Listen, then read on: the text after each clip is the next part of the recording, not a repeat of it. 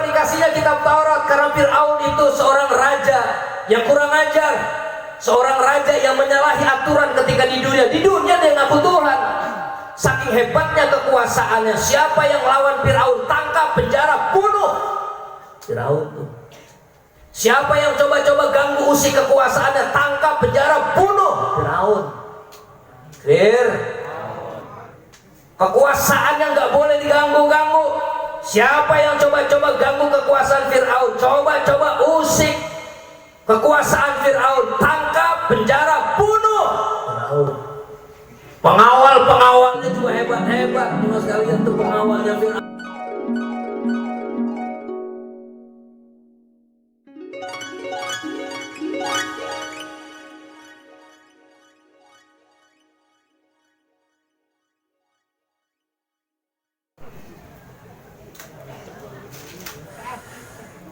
Assalamualaikum warahmatullahi wabarakatuh.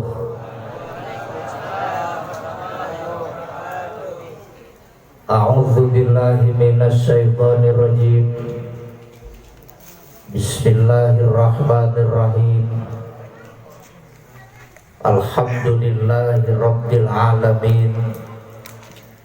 Assalatu wassalamu ala asyrafil mursalin Sayyidina wa habibina wa syafi'ina wa uswatina wa qudwatina wa qurrata a'yunina wa maulana Muhammadin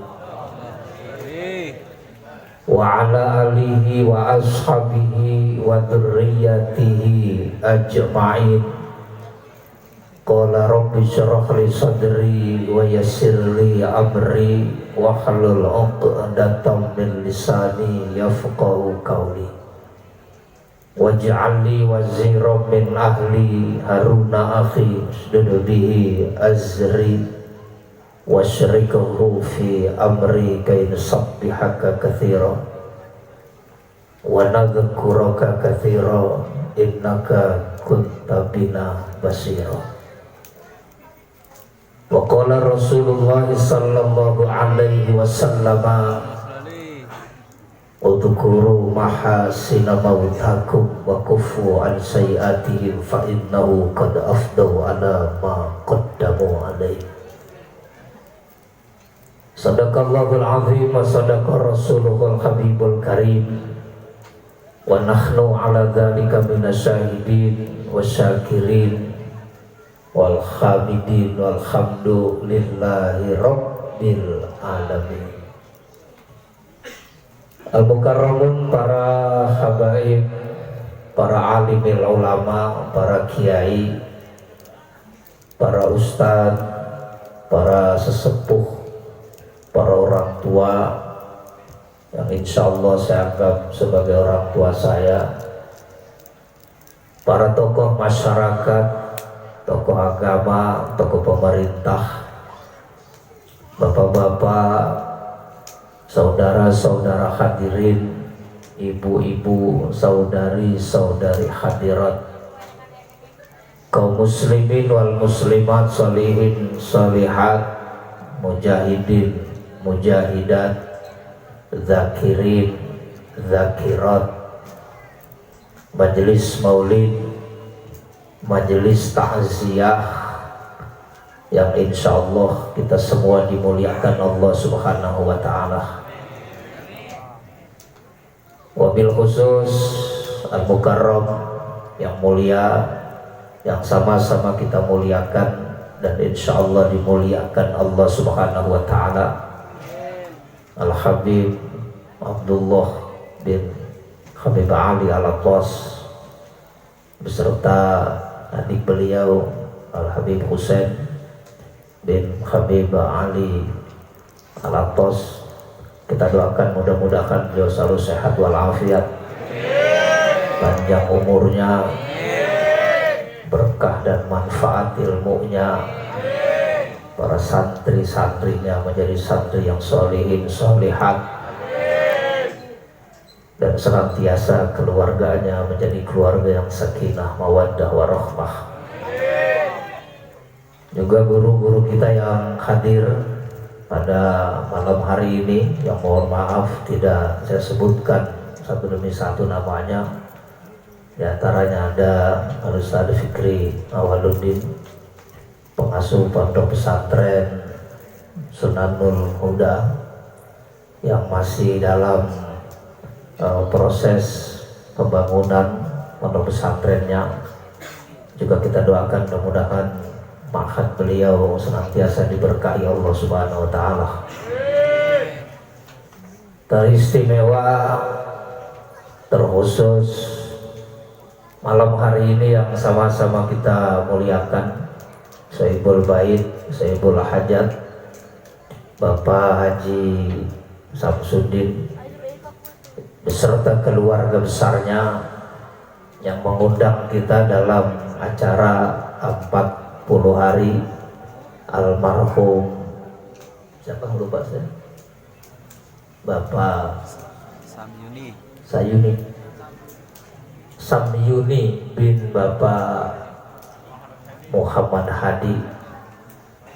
Para jemaah sekalian yang mohon maaf walaupun tidak saya sebutkan satu persatu namanya, namun insya Allah tidak mengurangi rasa ta'zim dan hormat saya.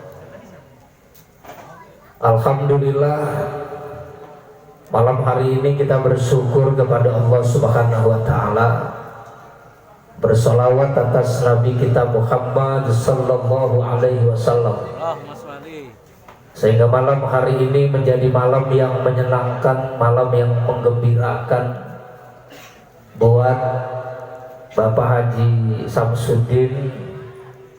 Karena malam hari ini para guru, para kiai, para habaib banyak yang hadir dalam rangka ikut mendoakan almarhum Bapak Samyuni bin Bapak Muhammad Hadi, yang malam hari ini adalah peringatan ke-40 hari beliau. Betul? Kita doakan mudah-mudahan almarhum diampuni segala dosa-dosanya, dimaafkan segala kekhilafannya, amal baik dan ibadahnya diterima oleh Allah Subhanahu wa taala, kuburnya diterangkan, diluaskan dan dijadikan tempat yang terbaik, terindah, raudhah min riyadil jannah. Amin ya rabbal. Al-Fatihah.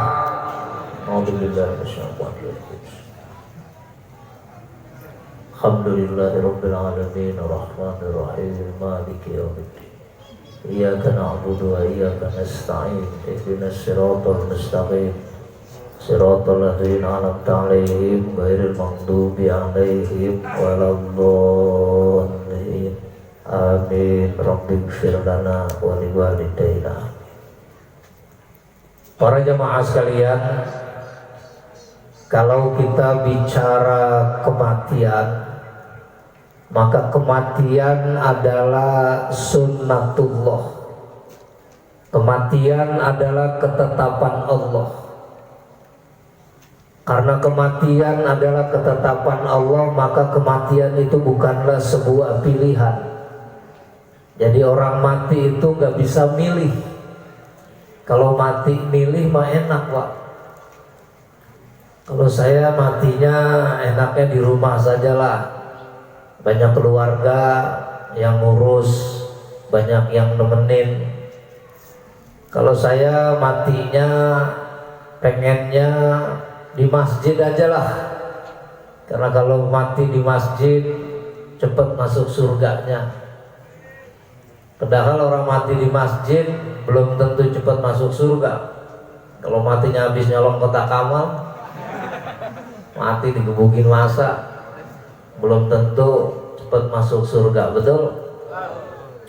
Mati mah di mana aja, yang penting mati dalam keadaan husnul. Mudah-mudahan almarhum wafatnya husnul khotimah. Karena orang mati husnul khotimah sebetulnya gampang. Caranya cuma satu, kata Nabi, man syaba ala syai'in syaba alaih. Barang siapa yang membiasakan sesuatu, maka dia akan terbiasa atasnya. Jadi orang mati itu ternyata tergantung bagaimana kebiasaannya. Kalau kebiasaannya bagus, matinya baik. Kalau kebiasaannya jelek, matinya buruk. Na'udzubillahi min. Tergantung kebiasaannya. Itu caranya. Makanya biasakan yang bagus-bagus supaya kita semua mati dalam keadaan bagus. Cirinya itu cuma ada 4 orang mati husnul khotimah tuh. Pertama, ketika meninggal dunia dari keningnya keluar keringat nih, basah di sini. Yang kedua, matanya terpejam, matanya merem, bukan rapet. Merem sama rapet beda. Kalau merem kayak orang tidur, kalau rapet kayak orang ngeden. Matanya merem, keningnya keluar keringat, mulutnya mingkem, hidungnya rada berkembang, rada megar. Makanya dari sekarang latihan megar-megarin hidung. Jadi kalau kita lihat ada orang mati, ketika dia meninggal dunia, dari keningnya keluar keringat, matanya terbejam, hidungnya berkembang, mulutnya mingkem tersenyum, saksikan bahwa itu termasuk jenazah yang husnul khotimah. Mudah-mudahan kita nih, makanya manusia itu harus banyak senyum, Pak. Jangan tengangas cengenges baik. Kalau matinya tertengangas cengenges, orang kabur jangan sekalian. Ya. Nah, mati dalam husnul khotimah itu adalah mati yang sesuatu didambakan oleh setiap umat. Karena mati husnul khotimah adalah indah ceritanya, betul? Mati yang paling berat itu yang gak ada enaknya itu ceritanya ya mati syahid. Karena itu orang mati syahid masuk surga bighairi hisab. Jamaah sekalian, mati dibunuh saat ibadah, mati dibunuh saat berdakwah. Banyak para sahabat-sahabat, para jamaah sekalian, juga banyak para ulama-ulama, mereka tewas terbunuh pada saat mereka melakukan dakwah syiar Islam, perjuangkan agama, maka itu adalah mati syahid. 6 syuhada yang belum lama meninggal dunia, bahwa saksikan bahwa mereka adalah mati syahid. Betul? Betul? Karena mereka berangkat para jamaah sekalian mengawal pengajian, mengawal dakwah, mengawal Habibana Habib Rizik Syihab. Jadi mereka mati syahid bukan? Mati syahid bukan? Mereka termasuk penghuni surga bukan? Siap kawal ulama? Siap kawal ulama? Takbir! Kalau takbir tangannya diangkat. Takbir sambil makan jeruk. Siap kawal ulama, siap kawal habaib, siap bela Islam, siap bela negara. Takbir! Angkat tangan, mudah-mudahan pulang dari sini dapat berkat. Nah, ini almarhum 40 hari kita peringati hari wafatnya. Alhamdulillah. Malam hari ini kita datang bersama-sama untuk mendoakan beliau. Kenapa? Karena suatu saat kita juga akan mati. Karena manusia, para jamaah sekalian, kematian itu adalah sebuah kepastian, dan kematian itu adalah bukan sebuah pilihan. Karena kematian adalah sebuah kepastian, wajib hukumnya kita satu sama lain saling mendoakan antara muslim dengan muslim. Betul? Nah, sekarang kita doain almarhum. Kapan-kapan nanti kita ketika meninggal dunia didoain kita. Amin ya Rabbal alamin. Para jamaah sekalian, karena itu kita minta kepada Allah pertama mati dalam keadaan husnul khotimah. Yang kedua, para jamaah sekalian, bahwa acara 40 hari ini penting untuk diperingati karena mengingat kematian. Orang itu Bapak mau meninggal 7 hari lagi beda tanda-tandanya. Mau meninggal 40 hari beda ciri-cirinya. Mau meninggal 100 hari beda alamatnya. Orang kalau mau meninggal 7 hari lagi, para jamaah sekalian, di antara ciri fisiknya hidungnya seperti agak jatuh, Pak. rada mancung. Makanya perhatikan di samping ente tuh. Kalau yang hidungnya rada jatuh, berarti 7 hari lagi mati gitu. Ya.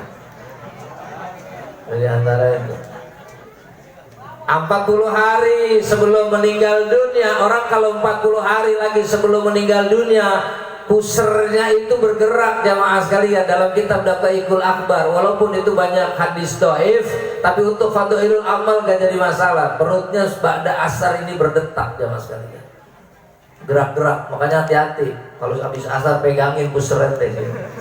Kalau ndut-ndutan 40 hari lagi mati ente.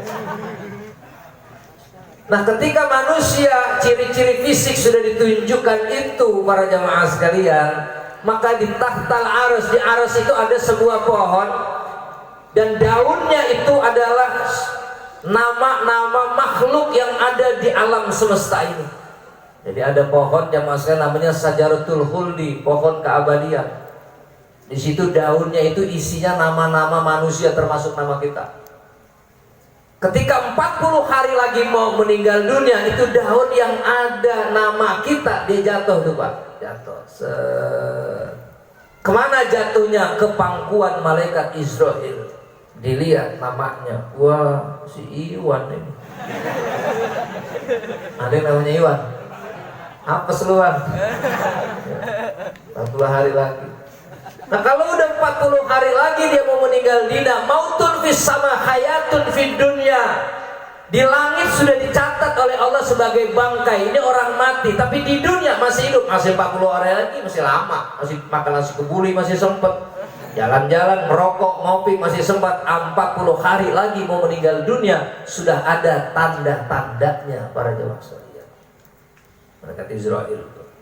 Makanya malaikat Israel itu kan malaikat yang tugasnya mencabut nyawa, dan malaikat Israel itu nggak pernah gagal cabut nyawa manusia. Karena malaikat itu tugasnya beda-beda jemaah sekalian. Makanya manusia sama malaikat sama binatang beda-beda. Kalau manusia, jemaah sekalian, manusia itu punya akal, punya nafsu. Kalau malaikat punya akal tapi nggak punya nafsu. Kalau binatang punya nafsu tapi tidak punya akal. Malaikat punya akal tapi nggak punya nafsu. Makanya bicara akal, paling hebat di akal malaikat. Malaikat nggak pernah lupa. Nggak ada lupanya malaikat. Malaikat kalau lupa bahaya. Malaikat Raqib bisa kehilangan buku catatan amalnya itu. Nanya sama Israel, lu lihat buku catatan amal gua itu. Kata Israel, lalu naruhnya di mana emang? Makanya malaikat Israel itu malaikat nggak pernah lupa, akalnya paling hebat. Tapi nggak punya nafsu jamaah sekalian. Karena itu malaikat tidak mampu ketika Allah perintahkan mengatur alam semesta ini para jamaah sekalian. Fa'abaina ayyahmilnaha. Nggak mau malaikat mengatur dunia ini, maka diterima oleh yang namanya yang punya akal tapi nggak punya nafsu. Manusia punya akal, punya nafsu. Akalnya banyak, nafsunya gede. Betul? Apalagi laki nafsunya 9. Maaf, laki-laki akalnya 9, perempuan nafsunya 1. Perempuan nafsunya 9, laki-laki jemaah sekalian nafsunya 1. Bicara akal, banyakkan akal laki-laki daripada akal perempuan. Makanya laki ngakalin bininya mulu kerjaannya. Beda itu. Beda selera, laki-laki seleranya wanita, wanita seleranya harta. Beda selera. Kalau nggak percaya, ibu ajak suaminya ke pusat perbelanjaan. Nyampe di tukang tas, berhenti, kata istrinya, abang ini tas bagus-bagus banget. Apa kata suaminya? Iya, itu tas cakep-cakep banget. Yang dilihat oleh istri tas, yang dilihat oleh suami yang layanin tas dia bos. Beda fokus. Itu ya. Jadi dia punya akal, dia juga punya makanya manusia mah akalnya banyak, nafsunya juga. Zuyyina linnasi hubbus syahawat minan nisa wal banin al ayat. Manusia itu dihiasi dengan berbagai macam keinginan. Minan nisa, punya keinginan, nisa jamak daripada imro'ah. Makanya pantas kalau seandainya laki-laki tidak cukup punya 1 istri. Karena nafsunya gede. Punya bini atuh pengen 2, udah 2 pengen 3, udah 3 pengen 4, udah 4 pengen gempor aja mas. Betul. Betul. Tuh jemaah sekalian, manusia tuh. Binatang beda. Kalau binatang punya nafsu tapi tidak punya. Makanya binatang gak punya cita-cita dia. Gak ada kambing pengen jadi kapolsek. Gak ada kerbau pengen jadi menteri, betul. Dia gak punya cita-cita, dia punya nafsu. Tapi walaupun dia punya nafsu, dia juga berzikir kepada Allah. Hati-hati. Binatang juga berzikir kepada Allah, cuma bahasanya aja kita agak paham, Pak. Dia berzikir kepada Allah, cuma bahasanya kita yang gak paham. Ayam kalau pagi-pagi itu jam 5, setengah 6 dia kukuruyuk. Kukuruyuk, itu bahasa Arab itu. Udkurullah. Cuma kedengerannya dari jauh, kukuruyuk. Kalau kita deketin, tempelin kuping kita, tuh pasti dengeran. Patok kuping lo. Tawon kalau lagi ngumpul tuh ngomong, emang dia bilang apa tuh? Allah. Cuma dari jauh kedengeran ngomong. Kalau mau jelas kayak tempelin di kuping 5 aja. Antuk kuping lo. Betul. Malaikat Israel para jamaah sekalian, dan itulah tugas para malaikat mencabut nyawa kita. Pada saat nyawa kita dicabut, mudah-mudahan Allah Subhanahu wa taala mentakdirkan kita dalam keadaan dekat kepada Allah Subhanahu. Amin ya Allah ya Rabbal. Pak Haji Udin mengundang kita para jamaah sekalian untuk mendoakan keluarganya, mendoakan orang tuanya. 40 hari telah berpulang ke rahmatullah. Sesuatu yang menyedihkan, kabar duka sampai kepada keluarganya, supaya beliau mengingat keluarganya, jasa-jasanya tidak jadi duka, tidak jadi kesedihan. Iringilah dengan doa-doa kita. Makanya orang ketika ditinggal oleh keluarganya, pasti itu adalah sebuah musibah. Musibah besar kecil tetap namanya musibah. Betul? Di Indonesia ini para jamaah sekalian, manusia ya, tidak lepas daripada dua bencana, vulkanik dan tektonik. Ada bencana Gunung Merapi jamaah sekalian, ada juga bencana gempa bumi. Kalau seandainya kita bicara tentang bencana itu, apakah Gunung Merapi, apakah gempa bumi, sebetulnya yang paling aman ya Pulau Kalimantan. Karena di Kalimantan itu tidak ada Gunung Merapi. Tapi orang mati tidak harus kena Gunung Merapi, betul?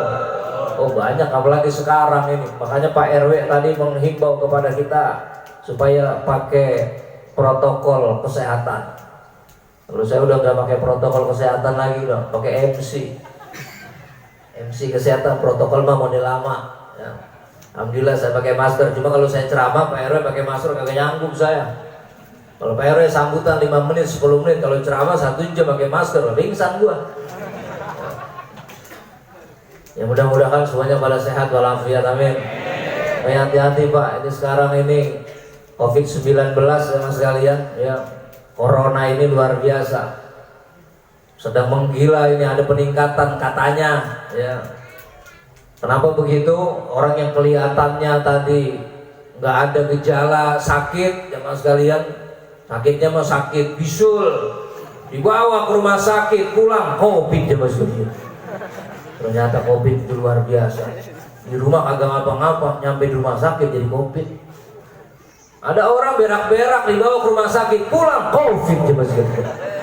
Jadi ternyata COVID itu ada di mana-mana. Mungkin nggak pernah di jalan kali ya. Mudah-mudahan nih pulang dari sini semuanya nggak ada yang kena COVID ya, amin. Saya pakai masker, hand sanitizer saya bawa aja mas sekalian. Saya nyampe Ustaz Fikri tuh, saya semprot-semprotin tangannya. Kayak gitu. Kita ngeri sekarang ini, ada teman bebanggis batuk aja kita ngeri, wah jangan-jangan corona ini. Itu ya mas sekalian.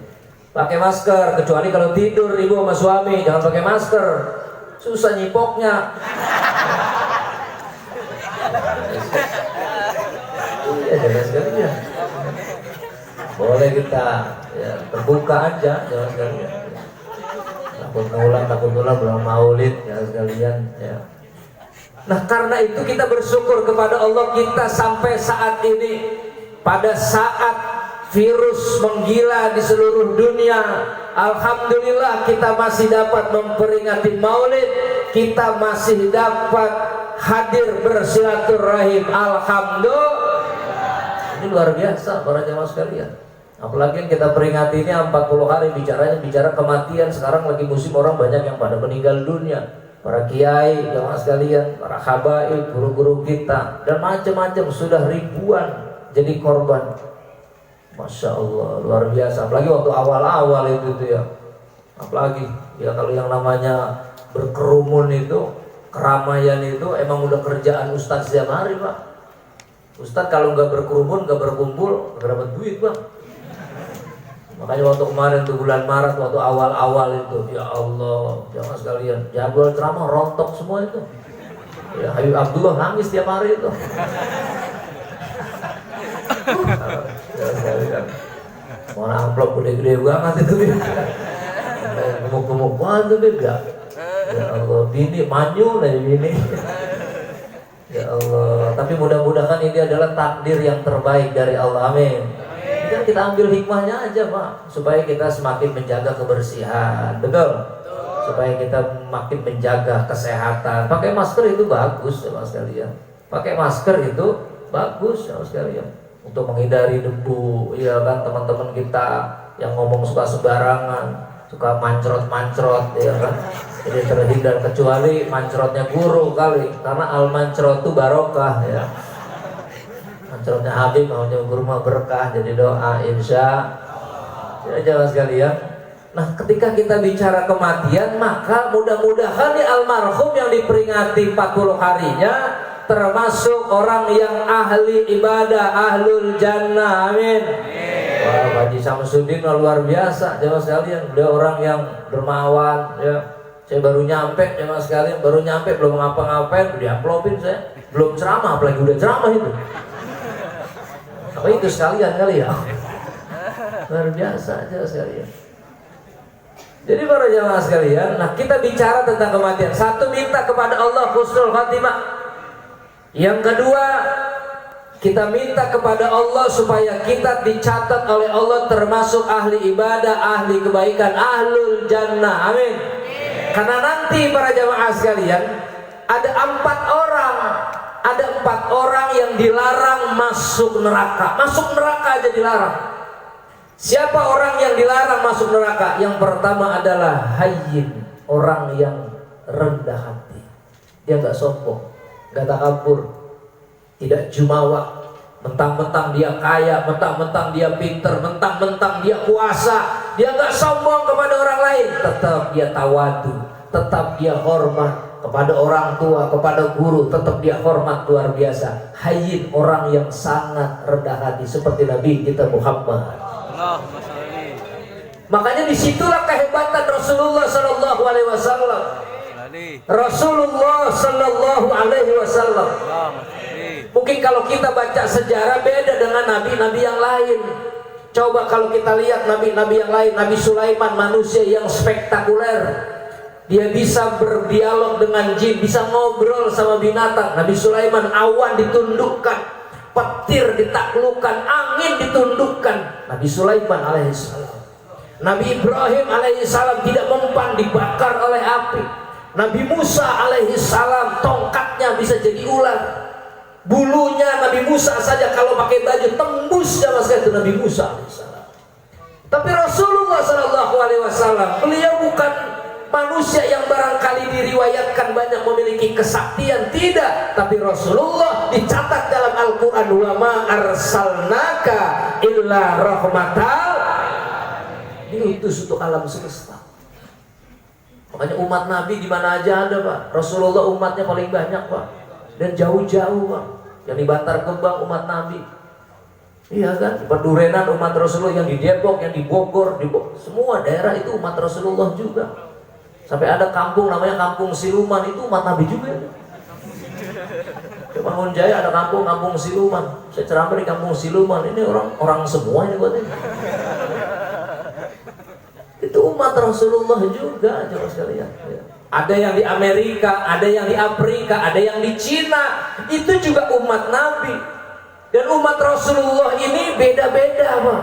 Ada yang posturnya tinggi besar, ada yang putih, ada yang hitam, sama umat Nabi juga. Orang Amerika, orangnya putih-putih, ganteng-ganteng, gede tinggi, hidungnya mancung-mancung, bibirnya merah-merah, orang Amerika. badannya tinggi, hidungnya mancung. Kenapa orang Amerika badannya tinggi? Karena di Amerika ada musim dingin. Kalau orang Amerika diciptakan kecil oleh Allah, maka ketika musim dingin pada merengket orang Amerika.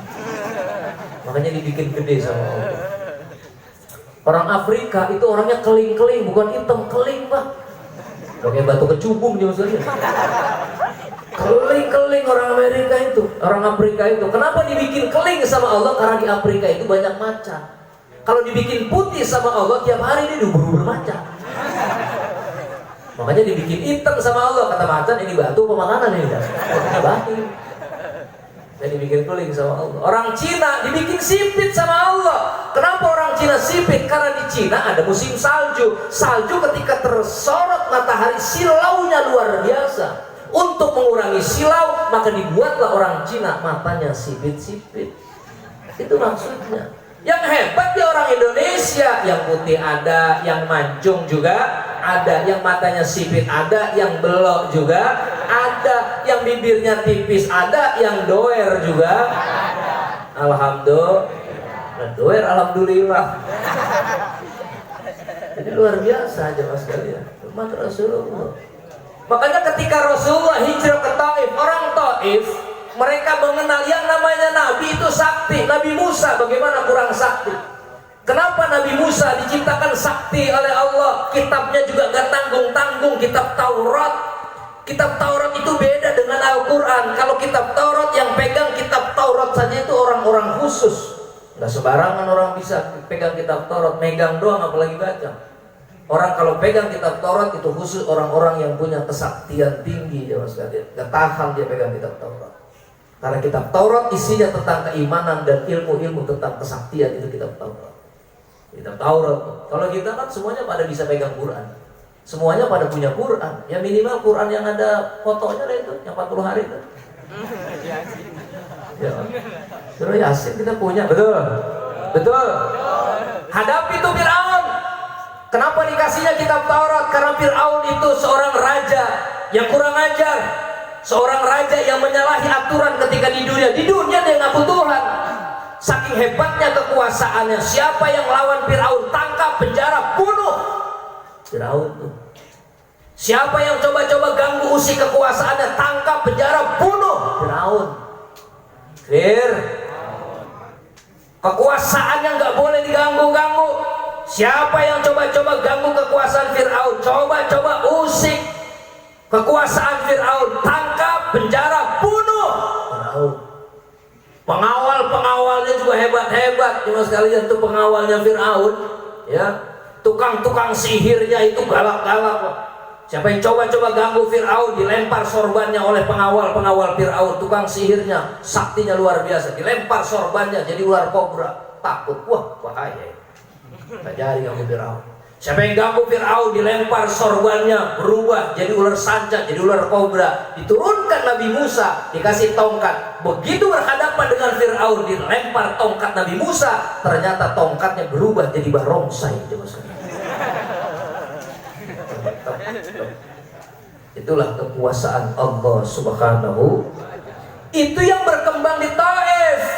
Ada nih rombongan Rasulullah, ada orang yang ngaku Nabi, namanya Muhammad Rasulullah. Muhammad Rasulullah akan lewat ke Taif. Karena biasanya Nabi itu sakti. Nabi Ibrahim tidak mempan dibakar. Nabi Musa saktinya luar biasa. Nabi Sulaiman. Ada orang dari Mekah ngaku dia Nabi, namanya Muhammad. Nanti kalau dia lewat sini, kita hantam kepalanya, kita timpah dia, kita sambit mereka. Kalau dia berdarah berarti dia Nabi palsu. Kalau seandainya dia tidak berdarah berarti Nabi asli. Begitu kata orang-orang Taif.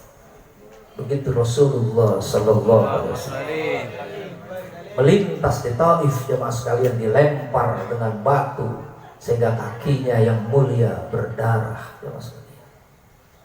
Marahkah Rasulullah? Tidak, para jemaah sekalian. Mereka punya kesimpulan, wah ini Nabi palsu. Jibril ngomong, ya Rasulullah, apakah perlu aku hancurkan mereka? Saya angkat Jabal Uhud, mudah bagi saya. Tapi Rasulullah melarangnya, para jemaah sekalian. Itulah Rasulullah punya sifat tawadu. Maka dalam manusia kalau punya sifat hayyin, insya Allah itu manusia dilarang masuk neraka. Amin ya Rabbal hayyin layyin, lemah lembut. Tidak harus lemah lembut kita ngomong lemah lembut, sikapnya juga sopan santun. Kalau ngomong gak boleh kasar, apalagi kepada suami, kepada istri. Bu isi hidup. Jadi kalau suami istri itu ngomongnya tuh biar halus, lemah, lembut. Contoh jamaah sekalian, istri-istri Rasulullah, Khadijah binti Khuwailid, jamaah sekalian. Ketika Khadijah binti Khuwailid menyediakan air buat Rasulullah, para jamaah sekalian, tergesa-gesa Khadijah menyediakan air buat Rasulullah. Akhirnya gelasnya jatuh, airnya tumpah, gelasnya pecah. Nangis Khadijah. Apa kata Khadijah? Ya Rasulullah, aku lalai karena gelas ini jatuh sehingga pecah, airnya pun tumpah. Apa kata Rasulullah? Bahasa cinta yang keluar. Bukan kamu yang salah Khadijah, aku yang kurang cepat nanggapin gelas. Subhanallah. Coba kalau bini kita begitu, nyeduin kopi belum nyampe di depan kita, tutup kopi tumpah. Lakinya marah, buta mata lu, seradan seluruh kayak samping gunung lu. Ribut, betul? Aisyah binti Abi Bakar, para jamaah sekalian radhiyallahu anha, ketika Rasulullah pulang, begitu Rasulullah pulang, biasanya Aisyah ini ibu, kalau Rasulullah pulang lagi duduk nih, Rasulullah pulang bangun karena hormat sama suami. Tapi suatu hari ketika Rasulullah pulang, Aisyah lagi duduk selonjoran nyender di dalam rumah. Rasulullah bangun, masuk. Apa kata Aisyah? Begitu Aisyah mau bangun, Rasulullah bilang, "Ukhudi ala makani, jangan bangun Aisyah, aku ingin bersandar di pangkuanmu." Ternyata Rasulullah itu romantis. Aisyah mau bangun gak dikasih, jangan bangun Aisyah, aku ingin bersandar di pangkuanmu. Makanya kali-kali gitu Pak, kita pulang nih maulid, ini lagi duduk. Begitu mau bangun, bukain pintu, kita pegang kunci juga mau bangun. Jangan bangun mama, aku ingin bersandar di pangkuan. Apa kata bininya? Lu kebanyakan lagu lu. Bisa agak nyambung ya mas sekalian. Ya Allah, ya Rasulullah, luar biasa ya. Karena itu pantas kalau Rasulullah disebutkan laqad kana lakum fi Rasulillahi uswatun. Suri tauladan yang baik jemaah sekalian. Suri tauladan. Jadi Rasulullah ini sudah menjadi contoh.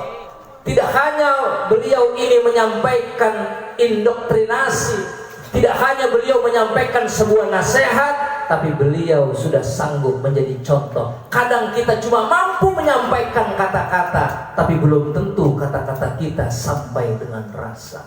Sekarang saya tanya, Bapak memperingati Maulid, cinta nggak sama Nabi? Cinta gak sama Nabi? Cinta tidak sama Nabi? Kadang-kadang cinta itu cuma sampai di kata-kata. Cinta jika diungkapkan dengan kata, kadang kata tidak sesuai dengan rasa. Betul? Betul? Belum tentu sama Pak kata sama rasa. Ada laki ngomong sama bininya, Adinda, aku sanggup mencintaimu 1000 tahun. Apa kata bininya? Wah baru-baru 1000 tahun, sekarang aja bengek loh. Dia ngomong begitu. Gunung akan kudaki, musim hujan begini daki gunung. Lautan akan kuseberangi, tenggelam lu. Racun akan kuteguk, mampus. Betul. Dia ngomong cuma dengan kata-kata, tapi tidak sesuai dengan rasa. Kita cinta kepada Rasulullah, rasakan bagaimana rasanya kita cinta kepada Rasulullah, maka rasakan apa yang seperti dirasakan oleh Nabi kita Muhammad. Sunnah-sunnahnya. Karena Nabi bilang dalam sabdanya, man ittaba'a hubban Nabi alaihi salatu wasallam min ghairi ittiba'i sunnah fahuwa kadzdzab. Orang yang mengaku cinta kepada Nabi tapi tanpa melakukan perkara sunnah, fahuwa kadzdzab, maka pengakuannya adalah dusta. Bohong besar kalau ada orang mengaku cinta kepada Nabi tapi tidak pernah mau melakukan yang sunnah. Betul? Baca sholawat, aliksarus sholati alaihi, memperbanyak sholat, sholawat atasnya, wa iksarus sunnah, memperbanyak melaksanakan sholat sunnah. Apakah sunnah rawatibnya dari mulai kita sholat fajar sampai dengan sholat witir, jemaah sekalian. Witir ada 2, ada witir sahabat Abu Bakar, ada witir sahabat Umar. Kalau witirnya sahabat Abu Bakar itu dilakukan sebelum tidur, diikuti oleh sahabat Utsman. Sahabat Abu Bakar kan witirnya sebelum tidur. Kenapa? Karena Abu Bakar ngomong, kalau saya witir sebelum tidur, khawatir nanti saya nggak bangun lagi, jadi saya nggak sempat sholat witir. Makanya sahabat Abu Bakar kalau melaksanakan sholat witir sebelum tidur, qabla ayyanama. Beda dengan sahabat Umar. Kalau sahabat Umar melaksanakan sholat witirnya itu setelah tidur. Saking apanya? Saking kuat ibadahnya sahabat Umar. Makanya diikuti oleh Ali bin Abi Thalib. Jadi Utsman jamaah sekalian ngikutnya sahabat Abu Bakar kalau witir sebelum tidur. Kalau sahabat Ali mengikuti witirnya yaitu dengan sahabat Umar. Bagaimana witir yang kita lakukan? Ini sunnah Rasulullah. Belum tentu kita pada sholat witir. Karena sholat witir adalah sebagai penutup. Itu sunnah Rasulullah, penutup daripada sholat malam. Betul? Betul? Jemaah sekalian, itu dalam kitab I'anatul Talibin kan dijelaskan jemaah sekalian. Sholat witir paling sedikit 1 rakaat. Iya kan, adnal kamal, sempurna minimal 3 rakaat, boleh 5, boleh 7, boleh 9, paling banyak 11. Lewat dari 11 rakaat itu berarti bukan sholat witir. Kalau sholat taraweh boleh 3 jamaah sekalian. Dilakukan tuh 2 rakaat 1 kali salam ditambah dengan 1 rakaat. 1 rakaatnya Al-Ikhlas, Al-Falaq, An-Nas. Itu aturannya. Sekarang bagaimana kalau ada orang sholat witir dilaksanakan 3 rakaat 1 kali salam? Sah tidak? Sah. Cuma hukumnya makruh jemaah sekalian. Jangan 3 rakaat 1 kali salam, itu makruh. Nggak boleh lagi orang witir melewati 2 kali salam. 7 rakaat 1 kali salam nggak sah, haram. Apalagi 11 rakaat 1 kali salam, PA tuh imam. Jangan sekalian, ya. Itu kita ngaji tuh. Perkara-perkara sunnah kita lakukan. Dari mana itu? Itu namanya ittiba. Kalau kita ngaku cinta kepada Nabi, maka ittiba sunnah, mengikuti sunnah-sunnah Nabi kita Muhammad Rasulullah sallallahu alaihi wasallam. Hayyin, layyin, qaribin. Jadi orang yang gampang masuk surga dilarang masuk neraka. Yang ketiga adalah orang yang qarib. Apa itu qarib? Qarib itu artinya dekat, akrab, supel, suka bergaul, bermasyarakat. Jangan sekalian. Dia nggak sombong kalau bermasyarakat, bergaul, tidak memandang jabatannya, status sosialnya, kaya, miskin, jangan sekalian, pejabat atau rakyat, bergaul saja. Dekat sama orang, gampang akrab, ya. Kalau mau orang kagak sombong, kagak jutek, wah enak itu kita punya teman begitu tuh. Jadi qarib, sahlin, orangnya gampang diajak kebaikan, gampang diajak ngaji, gampang dimintain tolong. Mudah-mudahan ini almarhum termasuk 4 ciri itu sehingga beliau ditakdirkan oleh Allah digampangkan masuk surga. Itu yang ketiga para jamaah sekalian. Yang keempat, kalau kita bicara tentang kematian, maka harapan kita membawa amaliyah yang banyak. Amin. Karena nanti ketika kita meninggal dunia, jemaah sekalian, ya, manusia kan begini, Pak. Hidup ini kan singkat, Pak. Cuma 4 alam doang yang kita lewatin. Pertama alam arwah. Apa itu alam arwah? Yas'alunaka 'anir ruh qul ruh min amri rabbi wa ma utitu minal ilmi illa qalila. Jadi kita enggak usah bertanya tentang masalah ruh, urusan Allah, jemaah sekalian, ya. Pengetahuan kita sedikit dalam hal itu. Jadi alam di mana manusia ini belum diciptakan, di mana manusia ini belum ada pahala, belum ada dosa, itu namanya alam arwah. Cuma sudah ada perjanjian kepada Allah Subhanahu wa taala, alastu bi rabbikum qalu bala syahidna. Kita sudah menyaksikan itu alam arwah. Ada lagi alamnya alam kandungan. 40 hari kita jadi segumpal darah, 40 hari jadi segumpal daging, jemaah sekalian. 40 hari kemudian fayumbahu fi ar-ruh, kemudian ditiupkan ruh kita. 120 hari sudah ditiupkan ruh dan Allah tetapkan arba'u kalimatin. Sudah ditetapkan ketika kita umur 120 hari dalam kandungan. Rizki kita udah ada tuh, Pak. Nanti kita jadi orang kaya, orang miskin, ya, banyak duit, gak punya duit, itu udah ada di situ tuh. Waktu umur 120 hari. Wa ajalihi, ajal kita, mati kita hari Senin apa Selasa apa Rabu apa seterusnya, itu sudah ditakdirkan oleh Allah pada saat kita berumur 120 hari. Sudah Allah tetapkan. Tapi Allah rahasiakan. Kenapa Allah rahasiakan? Sebab kalau Allah tidak rahasiakan hari kematian kita, stres kita, Pak. Kalau Allah nggak rahasiakan hari kematian kita, pasti kita stres. Ngobrol di majelis, lu matinya kapan? Wah, 2 minggu lagi gue mah. Lalu masuk mendingan, lama gue besok ini. Doain gue ya biar lu selamat. Terus ngelamun aja gitu. Ya. Makanya Allah rahasiakan hari kematian kita. Ajalihi dirahasiakan, wa amalihi amalnya. Apakah itu ditakdirkan orang ini jadi ahli ibadah, orang ini malas ibadah? Sudah Allah tentukan ketika kita berumur 120 hari. Sudah Allah tentukan juga saqiyun am sa'idun. Apakah dia menjadi orang yang bahagia atau orang celaka ketika kita sudah berumur 120 hari. Nah, termasuk almarhum yang kita peringati hari ini 40 harinya, ini sudah merupakan takdir Allah. Dan kita duduk di sini, mudah-mudahan ini juga menjadi takdir yang terbaik dari Allah Subhanahu wa taala.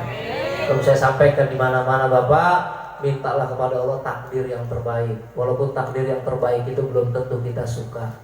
Walaupun kita nggak suka, tapi itu adalah takdir yang terbaik.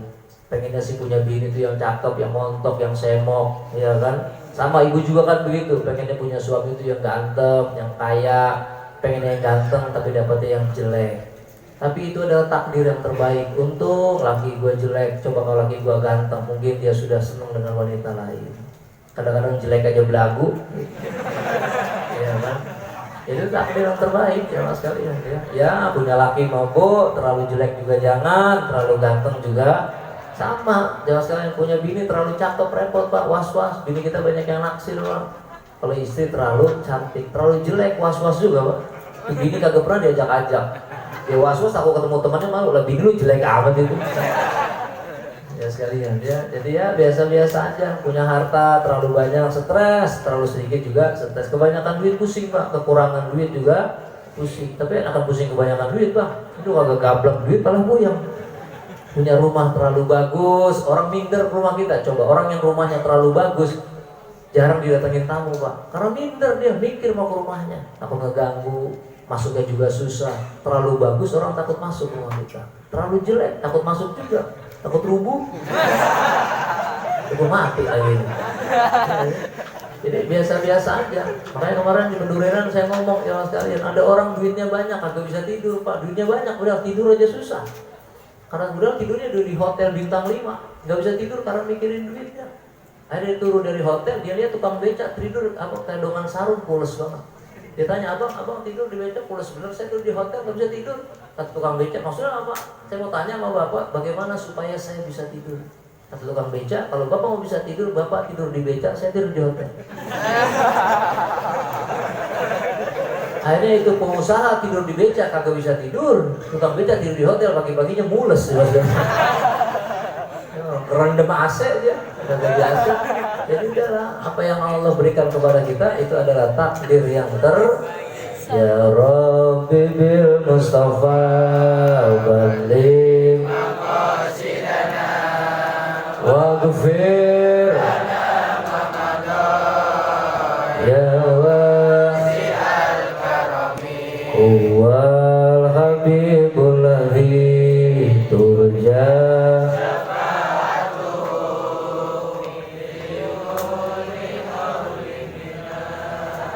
awwali muqtahimi. Mudah-mudahan kita sudah bersyafaat Rasulullah SAW ya.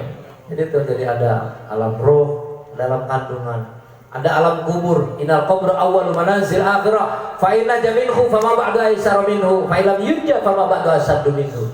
Alam kubur itu gerbang menuju akhirat. Kalau di kuburnya dia selamat, maka setelahnya pasti lebih mudah. Tapi kalau di alam kuburnya sudah disiksa, fama ba'dahu asaddu minhu, maka selanjutnya pasti lebih menyakitkan. Makanya ada doa, Allahumma ighfir lahu warhamhu wa'afihi wa'fu anhu. Allahumma ij'al jannah, Allahumma ij'al qabrahu raudatan min riyadil. Di situ berarti ada siksa kubur, di situ berarti ada nikmat kubur. Itu adalah alam yang ketiga. Kemudian ada alam yang keempat. Alam apa itu? Alam akhirat. Al yauma nakhtimu ala afwahihim wa tukallimuna aydihim wa tashhadu arjuluhum bima kanu. Di mana pada saat itu mulut kita, tangan kita semuanya dibungkam para jemaah sekalian, yang menjadi saksi adalah kaki kita. Di dunia kita salah, kita bisa dilindungi oleh sahabat-sahabat kita. Di dunia kita salah, kita bisa minta perlindungan kepada orang-orang terdekat kita, tapi nanti di hadapan Allah mulut kita sudah tidak bisa bicara, tangan kita sudah tidak bisa bergerak, menyaksikan para jamaah sekalian bagaimana dia menolak yang dituduhkan. Tapi ketika nanti di akhirat yang menjadi saksi adalah langkah kaki kita. Insya Allah datangnya kita ke majelis ini mudah-mudahan jadi saksi amal kebaikan kita. Ini saja para jamaah sekalian, nanti bisa dilanjutkan oleh Habib Abdullah. Tadi saya udah pesan biar Habib duluan yang ceramah. Habib pesan lagi Mas Surah duluan. Ya saya ngalah dah. Ya yang mudaan ya. Ngalah yang tuaan ya. Udah tuaan saya umurnya, tapi ilmunya lebih tua beliau. Kita doakan mudah-mudahan beliau selalu sehat panjang umur ya. Guru-guru kita, jamaah sekalian ya, yang sering bertemu dengan masyarakat selalu dijaga kesehatannya ya Allah ya. Guru kita yang tugasnya tidak hanya di tempatnya tapi di masyarakat lain ya.